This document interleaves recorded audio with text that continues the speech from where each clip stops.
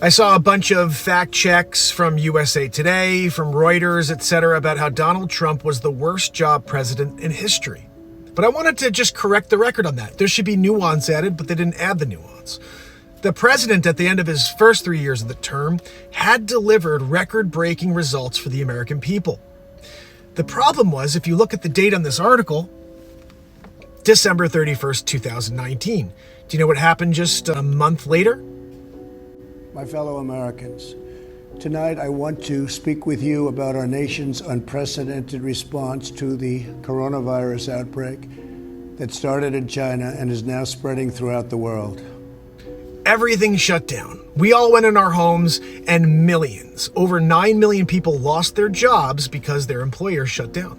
And here you see Reuters right before the election saying how Donald Trump will be the only modern president to leave office with fewer U.S. jobs than when he started his term. But they didn't talk about how just at the beginning of the year before COVID, when they shut down the economy, he had the highest. I do want to point out a Bureau statistic here. I'll read this to you. According to the data from the U.S. Bureau of Labor Statistics, 9.4 million people lost their jobs in 2020, the largest calendar year of decline in history of CES employment. But let's read the next line.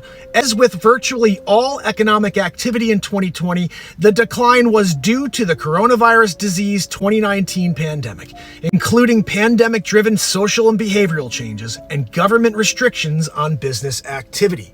On his first day in office, Biden did everything he could to undo Trump's legacy. If you read along with me, you'll see President Biden unleashed a full-scale assault on his predecessor's legacy on Wednesday, acting hours after taking oath in office to sweep aside President Donald J. Trump's pandemic response, reverse his environmental agenda, tear down his anti-immigration policies, bolster the sluggish economic recovery, and restore federal efforts aimed at promoting diversity. How's that going for us? I think I see a person who thinks they're a zebra over there. Let's make sure that we affirm them, right?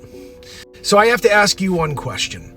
If Trump did an amazing job the first 3 years and we all across the world dealt with the pandemic and everybody lost jobs, how are we blaming him and saying that he's the worst jobs performer in history? You can't look at that last year and not have an asterisk in it.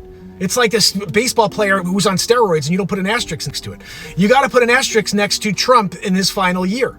Just like you have to put an asterisk on Biden's first year when he dumped all those jobs back into the actual economy. And he's like, look, we brought in 13 million jobs. No, you didn't. You put back all the jobs that you said Trump lost. It's a bunch of horse crap, and it's all just spin. If you guys are watching the fake news, National Enquirer, mainstream media, and you're believing it, this is what's really going on. And I'm not a guy who's like, oh, guys, I'm saying something. This is the data. This is what's happening. December 31st, 2019, record-breaking results for the American people in his first 3 years in office. Record-breaking. So, yeah, 2020 happened, and he didn't get the second term.